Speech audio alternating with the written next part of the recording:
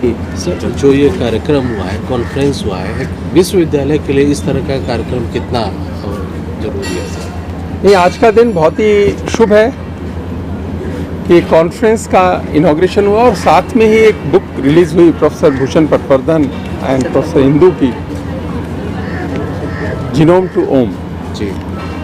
और कॉन्फ्रेंस का जो थीम है वो भी भारतीय ज्ञान परंपरा से है, सेल्फ रिलायंस से है।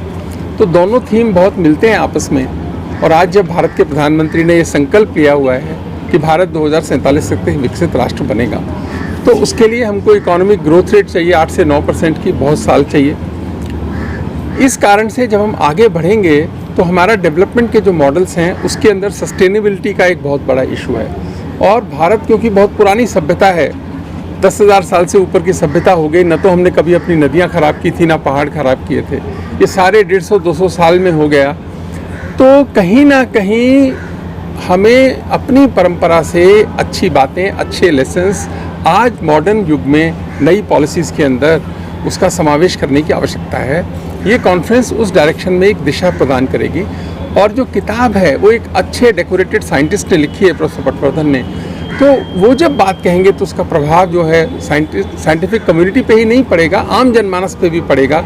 और जो लोग पॉलिसी पे हैं देश की, उनके मन को भी बदलने का ये काम करेगी कि हमको सर्वहित सोचना है, एक लॉन्ग टर्म पर्सपेक्टिव लेना है डेवलपमेंट का। और भारत ने हमेशा ऐसा ही किया है। इसी कारण से रेप्लिकेशन ऑफ जो वेस्टर्न थॉट प्रोसेस है और वेस्टर्न मॉडल्स हैं, अंधाधुंध हमको भारत में नहीं लगाने हैं। हमको अपने हिसाब से उसको ठीक करना है या अपने मॉडल्स बनाने हैं। इस तरह के विचार को लेकर ये जो कॉन्फ्रेंस ऑर्गेनाइज हुई है, मैं कॉलेज की चेयरपर्सन और प्रिंसिपल दोनों, प्रोफेसर विजयलक्ष्मी और प्रोफेसर हरितिमा, दोनों का भी आभार व्यक्त करूँगा कि उन्होंने एक अच्छे थीम पर ये कॉन्फ्रेंस करने की सोची है, जो भारत के मन को भारत के हिसाब से बनाने का काम करेगा। सर, एक कॉलेज में, विद्यालय में इस बुक को लॉन्च किया गया है और माना जाता है भविष्य जो है वो छात्रों के हाथों में ही होता है, तो उनके जीवन शैली में, उनके एजुकेशन में कितना असर डालेगा सर? देखिए, ये तो बहुत अच्छा ऑथर्स ने भी सोचा, दिल्ली विश्वविद्यालय को तय किया कि यहाँ से बुक को लॉन्च करेंगे।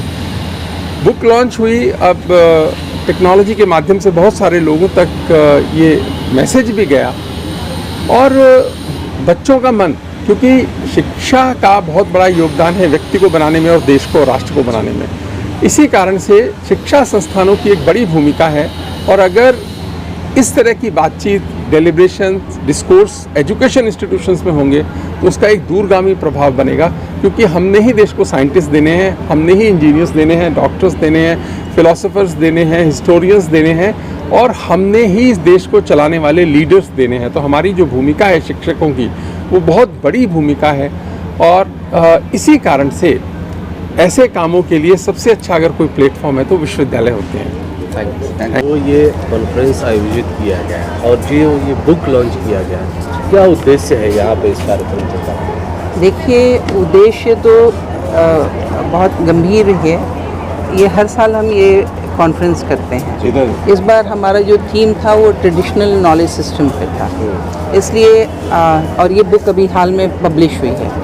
और पब्लिश करने वाले जो राइटर हैं, ऑथर हैं, पटवर्धन साहब, वो एक नोन साइंटिस्ट हैं who has written on traditional knowledge of science and humanities. ये बुक बहुत ऐप्ट था हमारे कॉन्फ्रेंस के लिए। और ये जो हमारे गेस्ट आए हैं वो भी बहुत ऐप्ट हैं, कॉन्फ्रेंस की थीम से बहुत मैच करता है इनकी थिंकिंग, इनके विचार, इनकी लिखी हुई सारी बातें। इसलिए हमने इनको इनवाइट किया इस कॉन्फ्रेंस में बुक लॉन्च किया। स्टूडेंट इस तरह के इवेंट्स के बाद जब होते हैं, इस तरह के कार्यक्रम होते हैं, तो उनके करियर के लिए कितना महत्वपूर्ण होता है?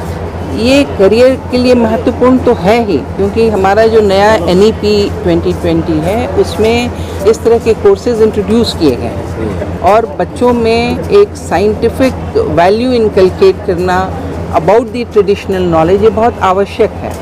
और ऐसे कार्यक्रम से बच्चे बहुत उत्साहित होते हैं जब सामने से उनको सुनते हैं जिनकी किताबें पढ़ी जाती हैं, और उनसे बातचीत करते हैं।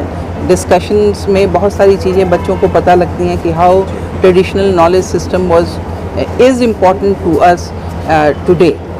और ये कोई नया नहीं है, हजारों साल पुराना है ट्रेडिशनल नॉलेज सिस्टम, जो बाद के दिनों में ऑर्केस्ट्रेट कर दिया गया था।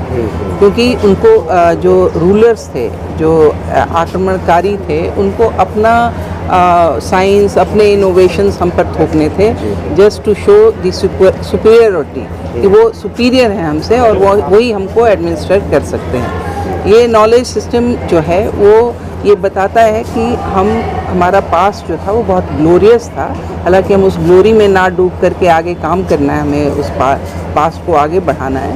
और गोल्डन भी था, बहुत लोग कहते हैं कि गोल्डन पीरियड नहीं था, लेकिन गोल्डन भी था। आप देखिए क्या नहीं था। योग के बारे में आज हम बात कर रहे हैं, आप जगह जगह जाते हैं, अमेरिका चले जाते हैं, वहाँ के एयरपोर्ट्स पे योग रूम है। न्यूयॉर्क में आपने देखा योग दिवस मनाया गया था बहुत लार्ज स्केल पे। लंदन में आप चले जाएं, वहाँ पे योग दिवस मनाया जाता है। दुनिया के सभी देशों में यूएन ने उसको अडॉप्ट कर रखा है। तो ये योग हमारा बहुत पुराना है। पतंजलि की योग चार लिखी गई थी, ये वैदिक है, ये योग जो है वैदिक है। वैसे ही ओम शब्द का भी वेदों में उच्चारण है, और ओम का उच्चारण करते ही आप सब करते होंगे और देखते हैं कि जैसे ही आप ओम का उच्चारण करते हैं, एक मन में, क्योंकि ये साइंटिफिक भी है, जब आप उच्चारण करते हैं ध्वनि जो त्वरित होती है, उससे सारे बॉडी और माइंड में एक पीस, एक एनर्जी की उत्पत्ति होती है। तो ये सब चीज़ें, गीता के बारे में आपको मैंने अभी अंदर भी बताया था कि ओपेनहाइमर जो थे वो एटम बम उन्होंने क्रिएट किया था, और एटम बम क्रिएट करने के बाद उनको बहुत डिप्रेशन हुआ कि मैंने एक ऐसा यंत्र बना दिया जिससे सारी दुनिया डिस्ट्रॉय हो सकती है।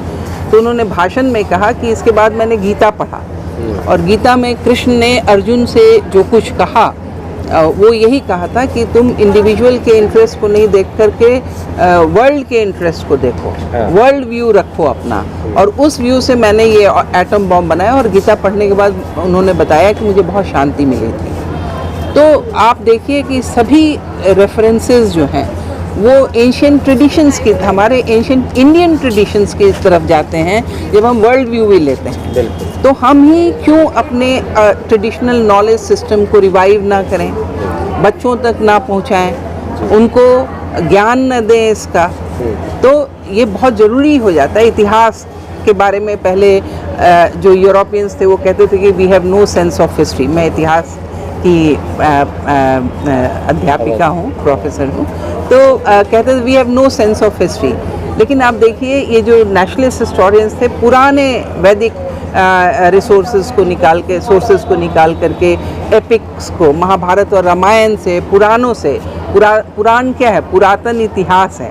तो उसमें भी बहुत सारे ट्रेडिशनल नॉलेज छुपे हुए हैं जिनको कि उभार करके सामने लाया जा रहा है, और इस पर अब हमें बल देने की आवश्यकता है। यदि हम इंडिजिनाइजेशन चाहते हैं एजुकेशन सिस्टम का, मैं ये नहीं कहती कि हमारा एमलगमेशन नहीं हो मॉडर्न नॉलेज से, यूरोपियन नॉलेज से या अमेरिकन नॉलेज से, ज़रूर होना चाहिए, क्योंकि हम सब एक दूसरे से कुछ ना कुछ सीखते हैं, लेकिन सप्रेस्ड भाव से नहीं होना चाहिए।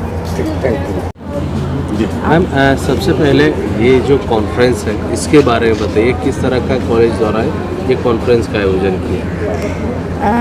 कॉलेज में हम लोग 2019 में जैसे कि अभी नेशनल एजुकेशन पॉलिसी में रिसर्च के ऊपर बहुत ज़ोर दिया जा रहा है, साइंटिफिक एक्यूमेंट की बहुत ज़रूरत है, तो कॉलेज में इसी डायरेक्शन में इनिशिएटिव हमने 2019 से लिया है।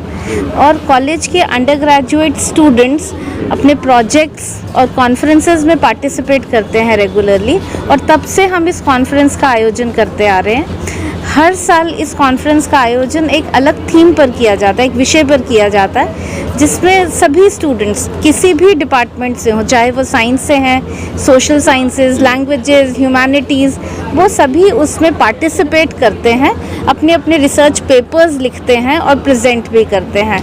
तो इस साल हमने इसकी थीम जो रखी वो systems of knowledge in India, a step towards self reliance. जैसा कि अभी हमारे माननीय कुलपति सर ने कहा कि हमारा पूरा देश 2047 की और देख रहा है, जब भारत देश एक विकसित देश के रूप में उजागर होगा, और उसको उस रूप तक पहुंचाने के लिए जो सबसे बड़ा योगदान है वो आज के बच्चों का है।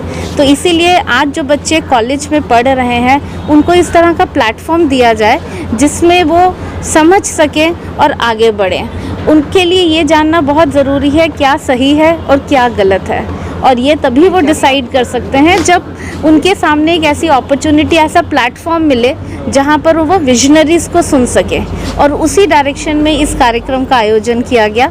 और इस कॉन्फ्रेंस में, इस इनॉग्रल सेशन के बाद में, इसी किताब के ऊपर हम एक पैनल डिस्कशन भी ऑर्गेनाइज कर रहे हैं। और पैनल डिस्कशन में जितने भी पैनलिस्ट हैं वो मिनिस्ट्री से हैं, वो डिफरेंट गवर्नमेंट ऑर्गेनाइजेशन से हैं, ताकि वो लोग अपना अपना पर्सपेक्टिव ले सकें।